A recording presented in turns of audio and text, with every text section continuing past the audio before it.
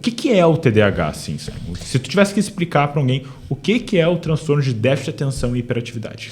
Vamos lá. Começando pelo básico, assim, né? O básico é um transtorno de neurodesenvolvimento, tá? Que acontece nos genes e eles afetam aí, a gente costuma dizer que, inclusive, de 3 a 5%. Tem pesquisas que mostram de 3 a 5% do nosso lobo temporal é menor em relação às outras pessoas. Se a gente for pensar, o TDAH, eu gosto de falar assim, né? Que é um transtorno de autorregulação. Essa é a grande diferença. O pessoal fala muito que é desatenção, né? Puxa vida, mas o nome desatenção, ele fala muito pouco sobre o que é o TDAH. Desatenção é o Joãozinho que não prestava atenção na aula, né? Desatenção é o fulaninho lá que tá perdido, a Mariazinha. Mas, puxa vida, aonde que essa desatenção acontece? Né? E aqui que entram 3 pontos que eu acho que a gente tem que falar que são essenciais.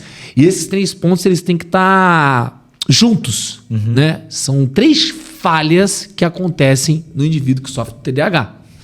Que até o Dr. Russell Baker gosta muito de falar sobre elas. E para mim é a melhor definição que tem sobre TDAH. Porque ela mostra de fato que na realidade não é uma desatenção. É um transtorno de intenção e performance. Eu gosto porque ela mostra o quanto nós que temos TDAH, nós temos um atraso em relação às outras pessoas. Só que quando eu falo atraso, eu não estou querendo dizer que é um retardamento. Sim, tu não está falando de uma capacidade cognitiva. Eu estou dizendo é um atraso quantitativo, né? Vamos falar assim, não qualitativo, tá? Como assim, Simon? Explica mais, vamos lá. Indivíduos que sofrem do TDAH, cara, a gente tem um atraso no neurodesenvolvimento. Se as pessoas elas atingem ali o final da formação, né, do cérebro, da maturidade, ali por volta dos 24 anos, o TDAH costuma ter um delay, vamos dizer assim, que pode chegar até 30 anos. O que significa isso? Significa que você que não tem o transtorno, você vai passar pelas mesmas fases, nós dois, né? Nós vamos passar pelas mesmas fases de desenvolvimento. Só que o Simon que tem o transtorno em relação ao Léo vai passar por essas fases de maneira atrasada, tá? E aonde esses atrasos, Léo, eles acontecem? Em 3 esferas. O primeiro, tá? É uma falha no controle inibitório. O segundo é uma falha na persistência. E o terceiro é uma dificuldade de autorregulação. São nessas 3 falhas, tá, que vão desempenhar esse atraso do Simon em relação ao Léo. Então vamos começar pelo primeiro atraso, pela primeira falha, né? Que é uma falha no controle inibitório, como o nome já diz, né? Olha só, né? Nosso córtex pré-frontal é a parte do nosso cérebro responsável pelo freio, vamos dizer assim, certo? Olha que interessante. Eu tenho um indivíduo, né, que tem um lobo frontal de 3 a 5% menor, que tem uma menor atividade, né, sanguínea, circulação, inclusive ali nesse córtex pré-frontal. Na rede neural default, né? Perfeito. E exatamente nessa área que... me perdi onde eu estava falando agora. Estava falando realmente da questão do lobo temporal. Do lobo temporal, isso. Então, falha no controle inibitório. Essa é a parte do cérebro responsável por controlar nossos impulsos, certo? Por ser um freio para determinadas ações que eu vou fazer. Aí vamos pegar algumas características para ficar claro aqui. Um indivíduo que tem essa dificuldade, eu tô aqui com você agora, né? Eu vou ter uma dificuldade de inibir o meu comportamento para que o meu comportamento ele seja adequado em relação ao contexto. Perfeito. Então, por exemplo, eu tô aqui com você, é inadequado ficar batendo aqui na mesa. É inadequado. É porque essa cadeira sua aqui, ela é fixa. Parabéns, entendeu? Porque todo podcast que eu vou é uma cadeira de rodinha e eu fico aqui igual uma barata tonta, né? Então, é aquele indivíduo que, puxa, a gente dá risada. Foi completamente planejado. Foi planejado. Completamente. Muito a gente bom. sabia disso? Muito bom, muito bom. Acho que não, mas tudo bem. E aí é aquele indivíduo que, puxa, não é adequado eu ficar batendo na mão. Não é adequado eu ficar aqui mexendo na cadeira. Você está falando, muitas vezes, o indivíduo que tem TDAH ele vai te interromper, ele vai atravessar a tua fala. Eu estou numa reunião, cara, isso aconteceu, não foi uma nem duas vezes. O chefe na empresa falando uma coisa importante, eu solto uma piada desnecessária no meio. Todo mundo me olha com aquela cara que fala assim, é sério isso? Sabe, é sério que você falou isso nessa reunião no meio disso? Tipo, agora? Que imaturo, sabe? Que desnecessário. Por quê? Porque ele tem a dificuldade de controlar a fala, controlar o movimento dele, né? De inibir o comportamento. E eu acho que uma coisa que tu falou que ela é muito importante, ela é muito contextual, né? Porque o comportamento em si, ele não é necessariamente errado. Tu não tá errado de fazer uma piada. Mas não, naquele contexto ali... Aqui entra o processo. A gente tem uma dificuldade de perceber o contexto. Por isso que a frase que a dificuldade de inibir um comportamento para que ele seja adequado para o ambiente. Perfeito. Né? É por isso que muitos indivíduos que sofrem de TDAH, né, que tem TDAH, eles têm comportamento que você fala, mas não é possível que esse cara tem 24 anos de idade. Olha, não, ele não fez isso. Sabe? Ele não está fazendo isso, não é possível. E são desde comportamentos como gestos, né, como inquietações, a você controlar impulsos maiores, né? Inibir determinados comportamentos. Então é aquela pessoa que muitas vezes é inconveniente, que fala fora da hora, que vai interromper você, inibir um comportamento de, puxa, tô aqui com você, né? De repente, passou alguma coisa ali. Eu tenho que olhar, eu tenho uma necessidade de responder aquele estímulo. As outras pessoas, elas conseguem. Aconteceu alguma coisa lá, né? Mas eu consigo me manter focado aqui, olhar para lá e voltar. O TDAH, ele vai olhar, ele tem necessidade de responder ao estímulo, né? Então não é uma falha, uma falta de atenção. É, na realidade, uma atenção em todo lugar, a todo momento. É muito louco isso, mas eu tô com você aqui agora. Eu não sei se você tá ouvindo o barulho do computador, mas eu tô. Eu ouvi do cachorro lá. Eu tô, só que a diferença é que tem uma parte do nosso cérebro que é o tálamo que ele vai filtrar. Aí, quando acontece isso, ele vai filtrar os estímulos ao redor para quê? Para focar naquilo que é importante. Naquela atividade. No TDAH, essa parte é menos sensível. É mais sensível, perdão. Ou seja, eu vou responder. Eu vou ter essa necessidade, né? Então, essa falha no controle inibitório é a primeira grande falha, que me coloca já em desvantagem em relação às outras pessoas. Porque se eu estou aqui com você no podcast e eu não consigo inibir o meu comportamento, eu preciso responder, eu perco uma coisa que você falou, né? Eu perco uma mensagem importante, eu perco uma linha de raciocínio. Se eu estou numa prova, estou tendo que fazer essa prova, eu vou perder o tempo, né? Eu vou ter essa dificuldade de inibir esse comportamento. Essa é a primeira falha. A segunda falha, que é uma das falhas que eu acho muito interessante, que é a falha na persistência, cara. E aí está muito ligada também essa falha na persistência está ligada muito a dois fatores. O primeiro fator é um fator que virou muito moda da gente falar, né? Que é o fator da dopamina e da noradrenalina. Dopamina virou agora, né? Todo mundo fala de dopamina. Porra, e dopamina? E vamos lá, né? Vamos falar da tal dopamina, né? A real é que, por que o TDAH é um transtorno que acontece, como eu disse, nos genes? Tem o gene, vamos falar bem de maneira simples, tá? Que faz a transmissão ali da dopamina. A gente tem uma falha, né? Que é o D1, que faz a gente... É como se esse gene em específico, nos indivíduos que têm TDAH, nós apresentamos uma falha. Então, nós temos uma produção desregulada, essa transmissão desregulada de dopamina e de noradrenalina. E a dopamina e a noradrenalina, canalizada no nosso córtex pré-frontal, é o que vai sustentar a minha atenção. É o que vai me colocar focado para fazer algo, que vai me colocar em movimento para fazer aquilo que eu preciso fazer. Então, olha que loucura. O indivíduo que tem TDAH, ele tem essa falha nesse gene ali, essa menor atividade no córtex pré-frontal, consequentemente, essa produção desregulada de dopamina. Aí, olha a treta que acontece, né? Quando a gente fala de dopamina, não é só sobre... A galera gosta muito de falar que o TDAH, ele vive buscando estímulos. E sim, a gente busca essa dopamina dopamina que falta em diversos estímulos. Mas a grande treta em relação à dopamina não é sobre buscar estímulo e prazer imediato. É sobre entrar em movimento para fazer aquilo que tem que ser feito. Perfeito. Né? O que daí acaba sendo muito frustrante, como tu falou, né? Que tu começava e não conseguia se manter. Sim. Ou até o mesmo começar que acabava sendo complicado. E é essa falha na persistência que tá aí, que é uma coisa que parece que ninguém fala. Quando você fala de TDAH, ninguém fala disso. E isso é muito importante falar. Porque não é só sobre TDAH é impulsivo, hiperativo, eu não desatento. lembro. Tem os 3 tipos. Gente, não é só sobre isso, tá ligado? Eu não sei se tu te lembra. Cara, agora me veio na cabeça quando tu foi falando isso. Não sei se tu te lembra daquele desenho animado que tinha o Jimmy Neutron.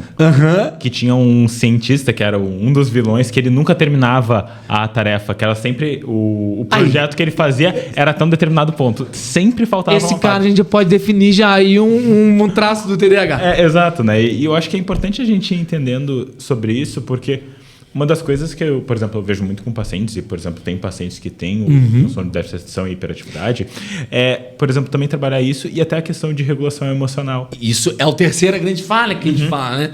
E aí, só pra gente concluir, o que rola nessa falha da persistência? Tem essa questão da dopamina, que é eu ter muita dificuldade de entrar em movimento para fazer aquilo que eu quero fazer. Não é só porque eu gosto. Não é só... mas é porque eu não gosto. Gente, não é a vontade. Não é... É aí que tá o detalhe. Eu tenho dificuldade para entrar no meu trabalho. Eu odeio o trabalho. Tudo bem, mas eu tenho dificuldade para fazer coisas às vezes que eu gosto de fazer. E quando eu começo, eu me perco. Eu vou para outros lugares. Por quê? Porque a gente cai. É muito louco. Porque a gente coloca essas 3 falhas como coisas separadas. Mas elas estão totalmente interligadas. Aí você tem essa questão da dopamina. De eu entrar em movimento. Vamos supor, tá? Na melhor hipótese, tá? Que dopamina é sobre entrar em movimento, certo? Beleza. Cara, que dificuldade. Pegar essa aqui, ó. Entrei em movimento para pegar a caneca, para tomar água. Aí no meio que eu entrei, ele me chamou. Eu larguei aqui a caneca. Olha aqui, ó. Eu fui falar com ele. Você tá entendendo? Isso é para uma simples água, como para tudo na vida.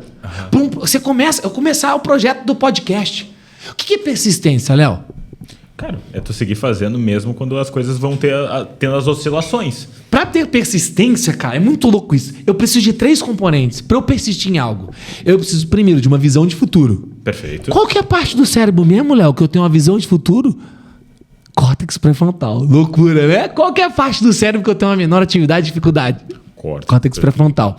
Tem um cara, a gente deve falar do Phineas Gage, vou falar dele. Sim. Cara, o caso dele é maravilhoso, porque... É um clássico da psicologia. O que aconteceu? Perfurou a barra de ferro, né? Teve o dano no córtex pré-frontal, o cara levantou, o cara foi pro hospital, ele teve só de primeiro momento a infecção ali do machucado, né? Perfeito. Só que ele se tornou um grande mistério porque ele continuou andando, continuou falando, continuou desempenhando as funções dele. Só que qual que foi a treta a longo prazo do Phineas? Ele começou a se tornar agressivo. Ele começou a se tornar ríspido com as pessoas. Ele que era um cara controlado emocionalmente, que se regulava no trabalho, que era visto como um cara, né? Passou a desregular, largou a família, tá ligado? Ele terminou a vida trabalhando num circo, como atração de um circo. Olha que coisa louca. Como que um cara, ele começou a mudar, e fizeram uma pesquisa com ele, chegaram os médicos, perguntavam pra ele, começaram a questionar várias coisas pra ele, né? E perceberam um ponto em comum nele. Que toda vez que se perguntavam algo sobre um futuro, logo depois, algumas semanas, alguns meses, ele não conseguia responder. Porque a parte do cérebro que foi afetada nele foi justamente essa parte dele conseguir se visualizar lá na frente. E é muito louco isso. E que é fundamental, se a gente for parar pra pensar. Vamos imaginar.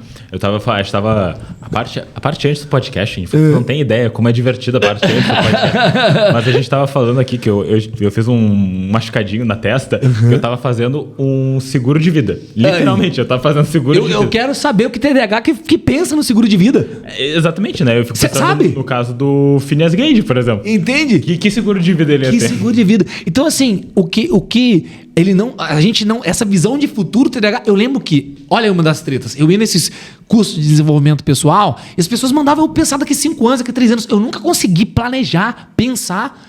Porque a parte que envolve no cérebro a gente conseguir se visualizar lá na frente é o córtex pré-frontal. Ou seja, olha isso. Persistência.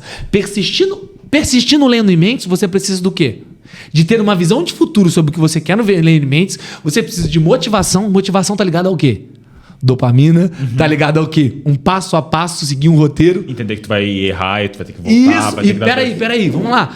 Seguir passo a passo, seguir o roteiro, tem... Qual que é a parte do nosso cérebro que faz isso? Córtex pré-frontal, um conjunto de funções chamada funções executivas, que são o CEOzinho da empresa cérebro. A gente tem uma falha. É como se o nosso cérebro não tivesse CEO.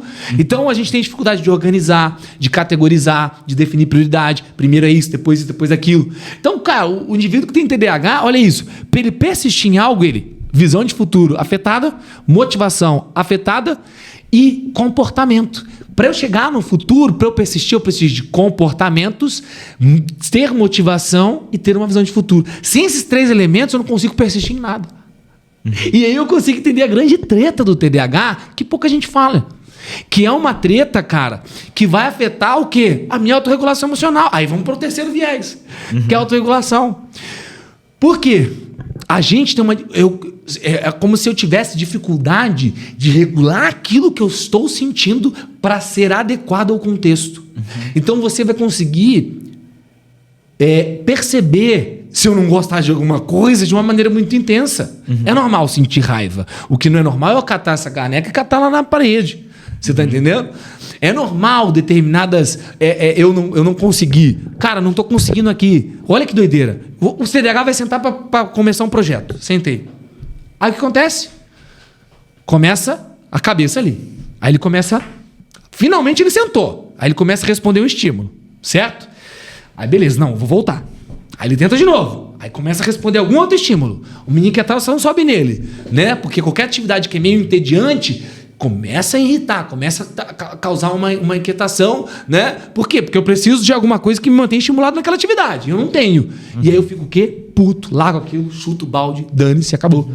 Então o TDAH ele vai ter muita dificuldade de conseguir regular o que ele sente para ser adequado ao contexto, né? Então ele vai ficar de bico, fazer birra pra caramba, fica de bico, fica com a cara emburrada muitas vezes. E às vezes você olha para ele e fala assim, cara, mas não era para tanto. Puxa vida, eu falei uma coisa com você e eu falei numa boa, não era pra tanto, não era pra você ficar desse jeito. E você não consegue entender essa desregulação, né? Então essas 3 dificuldades, e aí vem um outro ponto. A dificuldade de autorregulação, que não é só emocional. O que é o déficit de atenção? O déficit de atenção é a dificuldade de regular a atenção. Nada mais que isso, né? Então, assim, a dificuldade de se autorregular do TDAH, junto com a falha na persistência, junto com essa falha no controle inibitório, é o que, na minha opinião, sustentam e caracteriza o que de fato é o TDAH. O TDAH, então, a gente começa a entender que puxa, para eu conseguir fazer com que esse lendo em mentes ele prospere, eu preciso do quê? Ser intencional, certo? E performar. Perfeito. Ter uma série de comportamentos. O Walt Disney tem uma frase que é assim, né? Que ele dizem que o Walt Disney tinha TDAH, né? Mas o Walt Disney tem uma frase que quando eu li, eu falei assim, ferrou. Que ele fala assim, que sucesso é a capacidade de você... seguir uma série de ações coordenadas sem responder aos estímulos ao redor, visando algo no futuro. Aí quando eu li aquilo, eu falei, então acabou de ferrar com a vida de quem tem TDAH.